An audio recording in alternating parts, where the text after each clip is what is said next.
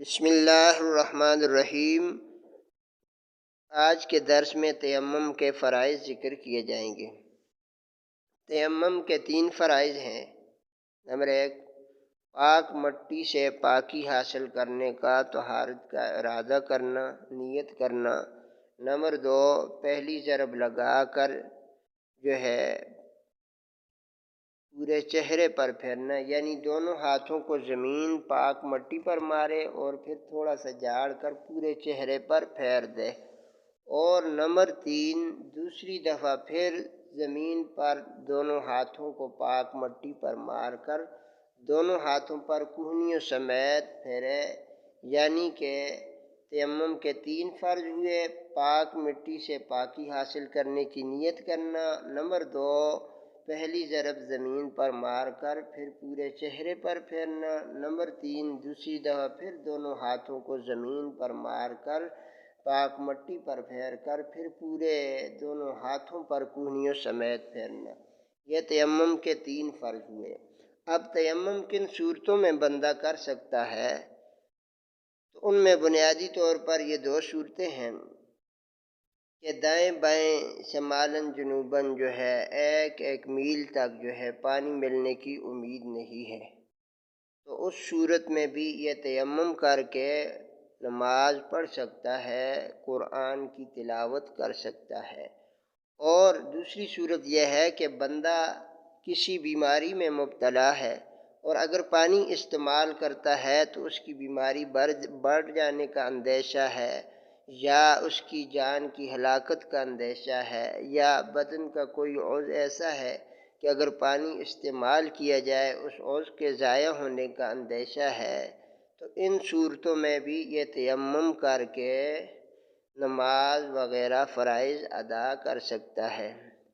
اور اسی طرح اگر پانی تو ہے لیکن پانی کے اوپر دشمن کا قبضہ ہے، کوئی درندہ بیٹھا ہوا ہے، یا پانی کو حاصل کرنے کے لیے کوئی ایسی چیز موجود نہیں ہے، پانی کو حاصل کرنا ناممکن ہے، تو اس صورت میں بھی یہ تیمم کر کے نماز پڑھ سکتا ہے۔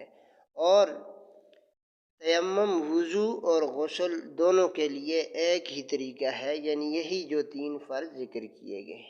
اس کے علاوہ وہ عبادات جن کا قائم مقام نہیں ہے، مثلاً جنازہ اور اسی طرح عید کی نماز، چونکہ یہ قضا ہو جائے تو ان کا قائم مقام نہیں، تو جنازے کی نماز تیار ہے، اگر یہ وضو میں مصروف ہوتا ہے تو جنازہ اس سے چلا جاتا ہے، تو اس صورت میں بھی یہ جلدی تیمم کر کے جنازے کی نماز میں شامل ہو سکتا ہے۔ یا عید کی نماز حاضر ہوئے اور اگر یہ وضو میں مصروف ہوتا ہے تو عید کی نماز چلے جانے کا اندیشہ ہے، تو اس صورت میں بھی یہ تیمم کر کے نماز ادا کر سکتا ہے۔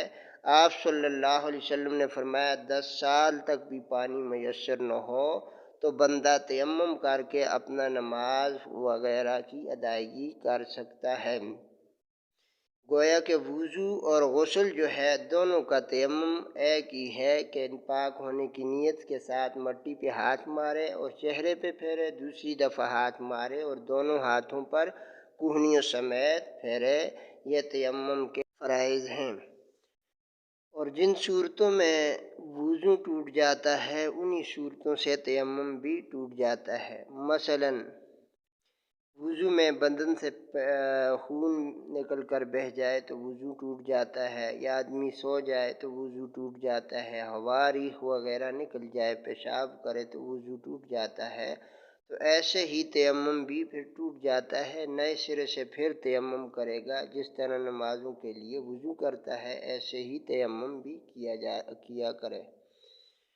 اور غسل اگر بندے کے اوپر فرض ہے تو یہ بندہ معذور ہے، یعنی تیمم کرنے کی جو صورتیں پہلے ذکر ہوئی وہ صورتیں درپیش ہیں، تو غسل کا تیمم بھی ایسے ہی ہے جس طرح وضو کے لیے تیمم کرتے ہیں، اور جب تک وہ پانی پہ قادر نہیں ہے تو وہ تب تک تیمم کر سکتا ہے، چاہے 10 سال تک کبھی عرصہ گزر جائے۔